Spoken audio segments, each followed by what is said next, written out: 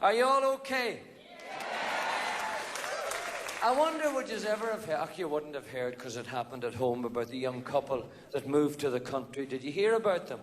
Well, they were born in the city, these two, and they got married.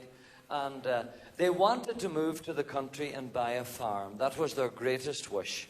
And they gathered up enough money to buy a farm. It wasn't a very big one, you know, but big enough to get started.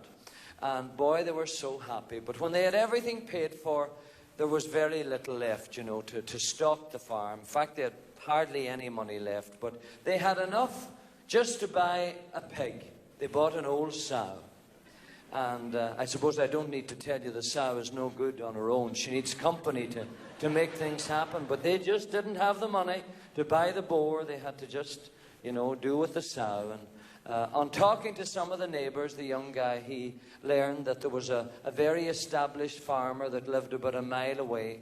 And he had lots of animals, and he had a boar, and he was a real nice man. And that maybe if he went and spoke to this farmer, that they could arrange a meeting, you know. So anyway, he went one day and he got chatting to this man, and he was a really nice gentleman. And when the young fella told him his, you know, predicament, he said, "Son," he says, "don't you worry about a thing." He says, "You just bring your sow down here on Monday morning and we'll sort everything out." So boy, the young guy, he was just thrilled. So he could hardly wait for the weekend to be over, and he got up early Monday morning, he got organised, and he went out and he got the sow out, and he was looking at her, you know, and he thought, you know, a mile was a long ways for her to walk. You know, she was old, but she was willing. But he knew the mile would be too much, so he didn't have any tractor or anything, any kind of, you know, equipment like that. But he remembered that he saw when he was looking through the old barn that there was a wheelbarrow in there. So he went and he got the wheelbarrow, and he got it out and dusted it off, and he put the sow in the wheelbarrow, and off he went, pushing her down the road in the wheelbarrow, down till he got to the farm.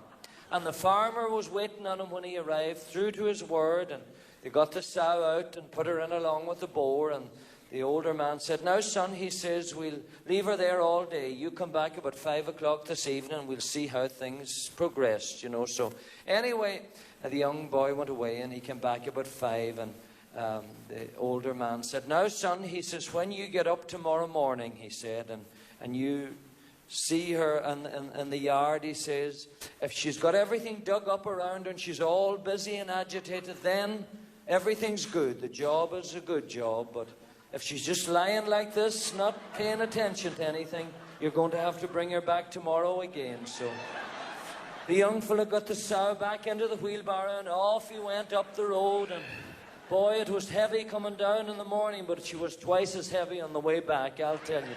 It was getting heavier. But he got her back anyway and went away to bed that night. And boy, he was so excited he could hardly wait to get up in the morning. He got up and he went over to the window and he pulled back the drapes and looked out to see what she was doing. There she was, just lying like this. Not a bit of movement.